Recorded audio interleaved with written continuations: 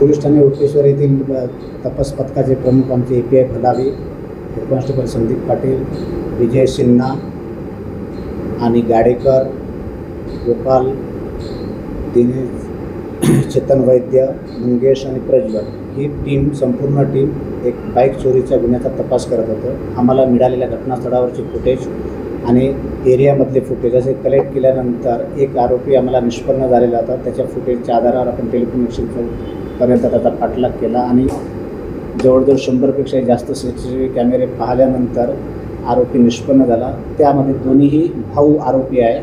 ऋषभ असोपा आणि ऋतिक असोपा हे दोघे टेलिकम्युनिकेशन चौकातील राहणारे आहे आणि यांनी गाड्या चोरायचे आणि एक दलाल आहे जो गिरवी ठेवणारा होता गाठोडा हद्दीतला आणि त्यांच्याकडे ते गिरवी ठेवत होते आणि त्यांच्याकडून ते पैसे घ्यायचे 10,000, 20,000, 15,000 गाड्या पाहून ते त्यांचे पैसे देत होते आणि सर्व गाड्या एकाच ठिकाणी डंप केलेल्या आपल्याला मिळालेल्या आहे. सदरची कारवाई आमच्या DCP रश्मिताराव मॅडम यांच्या मार्गदर्शनाखाली आणि यांच्या नेतृत्वाखाली आमचे सहाय्यक पोलीस आयुक्त नरेंद्र हिवरे सर आणि आमचे DP पथकाचे सर्व अधिकारी आणि अंमलदार यांनी ही कारवाई केली.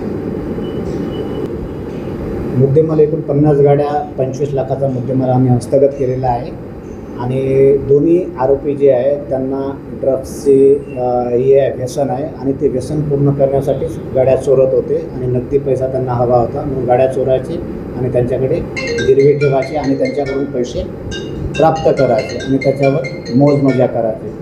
आत्तापर्यंत निष्पन्न झालेलं आहे. अजून त्यांच्याकडून गाड्या मिळण्याची शक्यता आहे. आरोपीला मान्य न्यायालयात हजर करून आम्ही PCR प्राप्त करणार.